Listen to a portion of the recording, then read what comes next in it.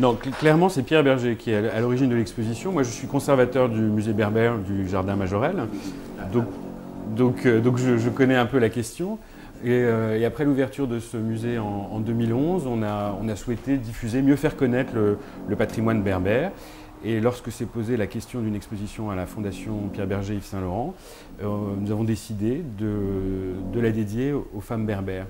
Pourquoi? Parce que ce sont elles qui assurent la transmission de l'identité, de la langue, qui est un élément essentiel de l'identité berbère, et cette langue qui a survécu malgré toutes les conquêtes diverses, qu'elles soient arabes, coloniales, donc espagnoles ou françaises. Et aussi la transmission des savoir-faire, je pense notamment au tissage, qui est essentiel dans la culture berbère.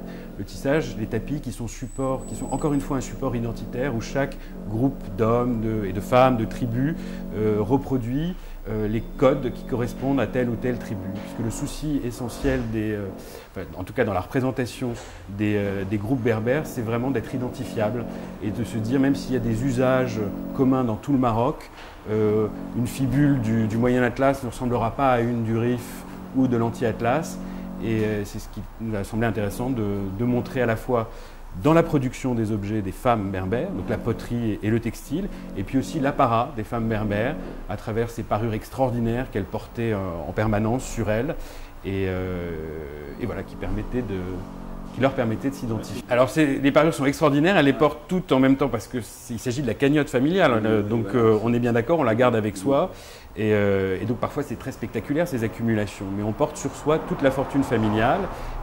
Alors suivant les régions, on trouve plus ou moins d'ambre, de corail, mais l'association effectivement de cet argent, ces fibules d'argent qui sont extraordinaires, l'ambre, le corail, l'amazonite, donc il y a une réelle variété qu'on peut découvrir dans l'exposition vraiment depuis le nord du Maroc, les régions montagneuses du Rif jusqu'au Sahara, où on arrive à trouver une permanence malgré tout, malgré les différences stylistiques et même de matériaux. Alors, je vous avouerai que le projet du musée a été un projet, bon, même si on a travaillé assez rapidement, on a quand même beaucoup travaillé avec un comité scientifique assez élargi, voilà, dans le domaine de l'orfèvrerie, du textile, de l'architecture. Donc ce process-là a été assez long, voilà, à mettre en place, parce on a voulu réaliser évidemment un beau musée, mais aussi un musée scientifique qui tienne la route. Et c'est vrai qu'après de mettre en place cette exposition, ça a été plus simple. Mais le processus de création du musée, et puis il s'agit d'une question aussi politique, les berbères, donc il faut être un peu prudent, on ne dit pas n'importe quoi. Voilà, donc le processus de création du musée a été long, nécessaire, un temps nécessaire à sa mise en place. Après, c'est vrai que l'exposition sur les femmes, je me sentais un peu plus à l'aise. Et j'ai évidemment bénéficié des expertises de gens et de collaborateurs avec lesquels j'avais travaillé pour la création du musée berbère à Marrakech. Alors le parcours de l'exposition, on commence d'emblée par ce diaporama de femmes berbères, des photographies assez extraordinaires réalisées dans les années 30 par un artiste et un ethnologue français qui s'appelait Jean Besancenot et qui a produit un corpus d'images qui nous a énormément servi pour la mise en place du musée et de l'exposition. On voit les femmes, alors les photographies sont un peu particulières, elles ont été réalisées au moment du protectorat français au Maroc. L'ethnologue s'est déplacé avec l'armée française, donc il a eu accès à des tribus qui n'étaient pas si accessibles à l'époque, dans des zones qui n'étaient pas complètement pacifiées, comme on disait à l'époque. Néanmoins, ça reste un fond extrêmement important pour nous, parce qu'on voit ces femmes porter toutes leurs parures, telles qu'on ne les verra plus jamais portées, ça a été essentiel. Donc il nous a semblé important, on le doit beaucoup à Jean Besancenot, les images sont très belles, au-delà d'un regard ethnographique qui est vraiment, je pense, un regard d'artiste. Donc on a vraiment voulu lui faire la part belle dans l'exposition, dès l'entrée. Et il y a une première partie où il s'agit principalement de tapis qui sont extrêmement picturaux, où on présente vraiment une typologie des différentes régions, le sud à gauche, le nord du Maroc à droite, avec tous ces tapis et les objets du quotidien de la femme berbère, donc des outils de tissage, aussi des poteries qu'elle réalise encore une fois, qui est le domaine exclusif des femmes berbères, comme le tissage, je vous le disais tout à l'heure, avec un objet masculin qui est un objet d'enfant, mais qui est peut-être le plus emblématique des tissages berbères. Il s'agit d'un arnif, une cape d'enfant berger réalisée en poils de chèvre et de mouton qui porte à l'arrière sur le dos cet œil prophylactique tout à fait identifiable et qui est un objet vraiment important, tissé par les femmes mais pour les hommes. Voilà. Dans une deuxième partie, il s'agit vraiment de l'apparat de la femme berbère. Vous avez cette agora dans laquelle vous évoluez, vous voyez ces portraits de femmes filmés et vêtues de leur textile.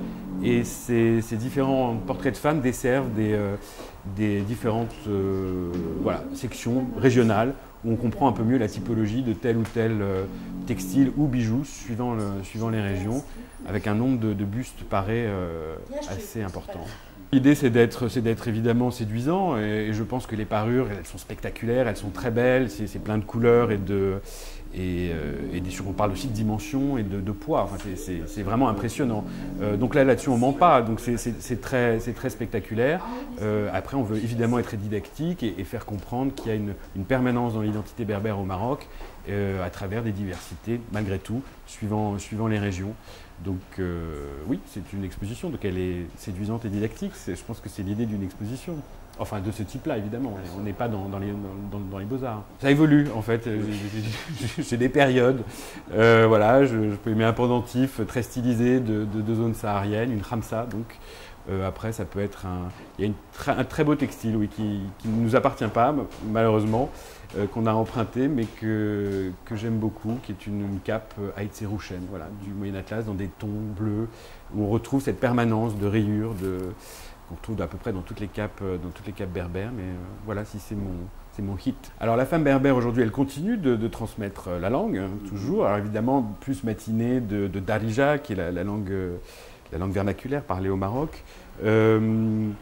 Elle assume toujours son rôle de mère, de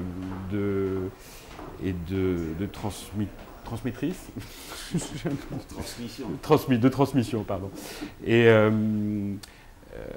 alors, on voit plus, les femmes ne sont plus pareilles comme elles le sont évidemment, comme elles l'étaient à l'époque. Le rôle de la femme, et aujourd'hui, les femmes sont modernes aussi au Maroc, elles travaillent, elles sont berbères ou pas, elles sont marocaines, voilà, elles évoluent dans la société. Il nous semblait important à travers cette exposition. Est-ce qu'elles ont gardé un peu ce savoir-faire quand même? Alors les savoir-faire se sont tout de même perdus. On peut parler quand même du tissage qui existe toujours dans de nombreuses régions. Ça ne fonctionne plus tout à fait de la même manière. On ne tisse pas chez soi, c'est sous forme de coopérative. On produit des choses qui plaisent à une clientèle touristique. Voilà, donc on n'est plus dans une démarche d'identification, mais évidemment le savoir-faire existe toujours. Il y a beaucoup de gens qui reconnaissent ces savoir-faire typiquement marocains et qui les encouragent, fort heureusement, mais on n'est plus dans la même démarche. C'est plus une démarche, je dirais, commerciale, mais les savoir-faire existent. En revanche, l'orfèvrerie, elle existe toujours, citadine, mais pour l'orfèvrerie berbère, quasiment la majorité des orfèvres étaient judéo-berbères et ils ont quitté le Maroc donc depuis le début des années 50 jusqu'à aujourd'hui. Donc c'est vrai qu'il y a quand même un savoir-faire en termes d'orfèvrerie berbère qui s'est perdu. Oui. Bien écoutez, merci beaucoup d'avoir bien voulu répondre aux questions d'Arte Média. Je vous en prie, merci. C'est le passage. Bonne exposition.